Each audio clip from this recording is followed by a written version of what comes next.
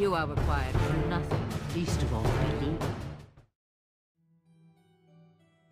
Welcome to the Lore of Thedas, a series where we explore the mythology and secrets within the world of Dragon Age. Today's topic, the Elven Pantheon.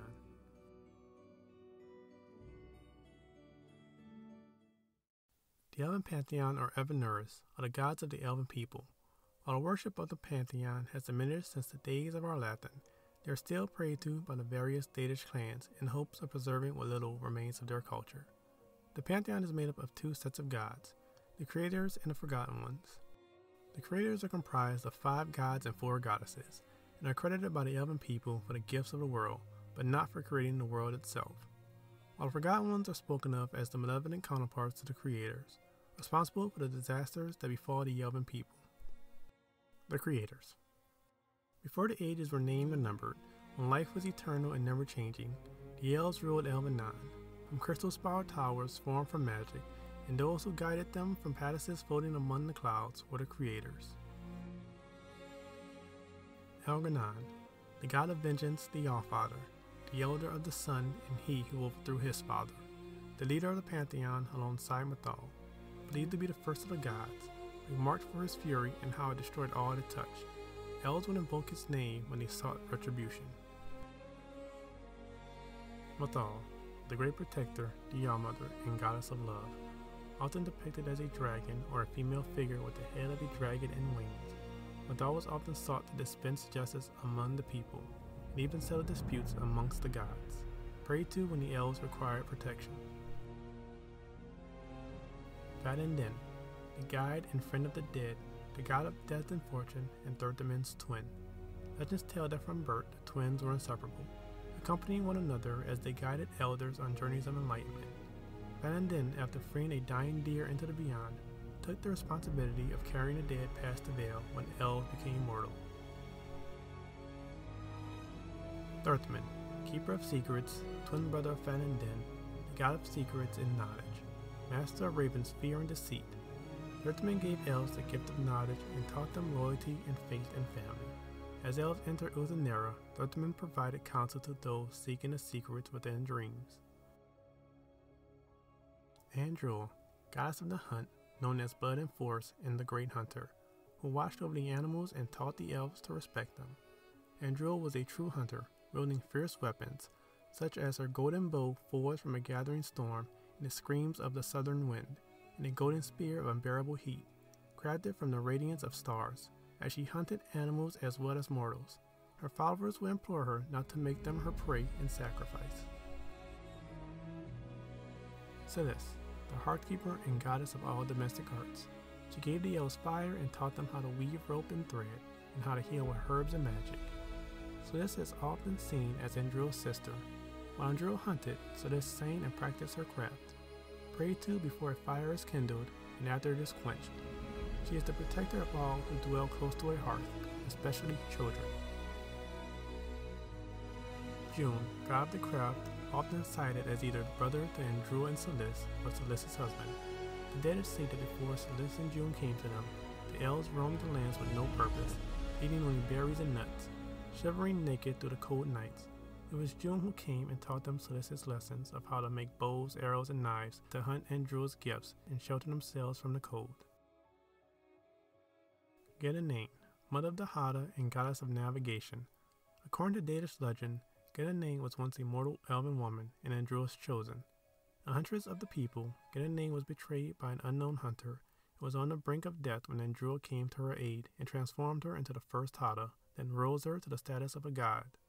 Her name is invoked when the Thedish wish to quickly travel across the land or by hunters who have lost their way home. fen'harel, the dread wolf and the trickster god, the only one able to walk amongst both the creators and the forgotten ones, called upon by the elven people for aid and advice. However, his help always came with a cost.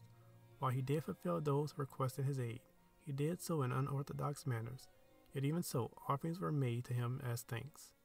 But Eve did not care for the elven people and regarded as the great betrayer for sending away the gods, leaving the elven people helpless during the fall of Aladdin.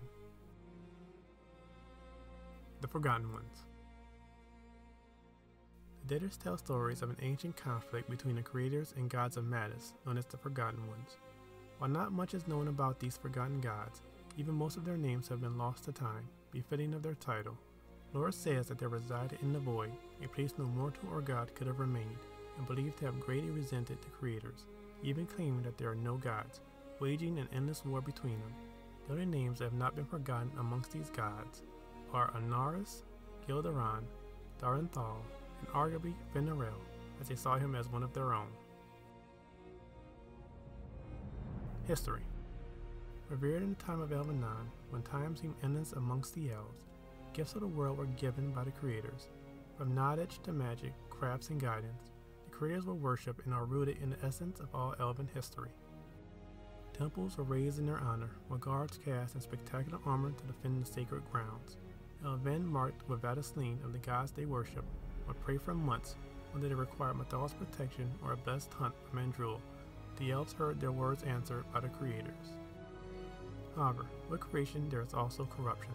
The Forgotten Ones, who once waged war against the creators, deities of disaster and chaos that called the abyss home, sowing fear and dread amongst the worshippers of the creators. Yet the greatest threat to even a god is a dagger in the hands of an ally.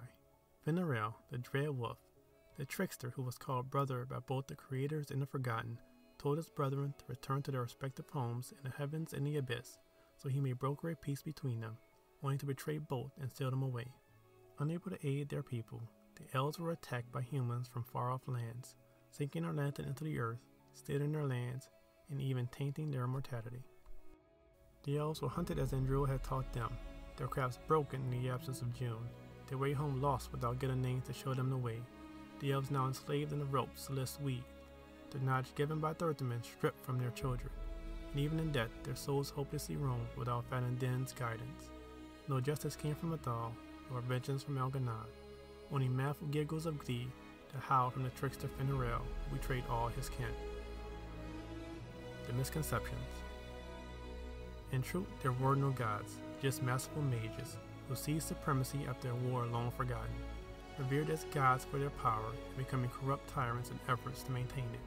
They institutionalized slavery and used the vatislin as a brand to mark which god a slave served. Only fen'harel challenged their tyrannical ways. fen'harel, or as we have come to know as Thedas, whose title misinterpreted is in fact the god of rebellion, who cared deeply for the elven people and tirelessly aided them. But he did in fact seal away the false gods, but only when the other elven murdered Mathal. In response, fen'harel created the Veil, banishing them for their sin. fen'harel's actions were the true cause for the loss of the elves' longevity, taking away magic that was once vast and freely used by all. The loss of this, along with the elven's guidance, left the elves vulnerable when the humans came to Thedas, resulting in the loss of not just their magic, but their history, culture, and their freedom. This has been the lore of Thedas. I hope you all enjoyed our exploration into the lore of the Elven Pantheon. Before I end this video, I must thank Althea, who made the beautiful art of the Elven Gods you see in today's video. She is an amazing artist and you should go check out her DeviantArt page. The link is in the description below. If you enjoyed this video, please leave a like and subscribe to learn more about the world of Dragon Age. Let me know your thoughts on today's subject, as well as topics you'd like to see me cover in the future. Anyway guys, thanks for watching and I hope to see you next time. fen'harel and Unsol.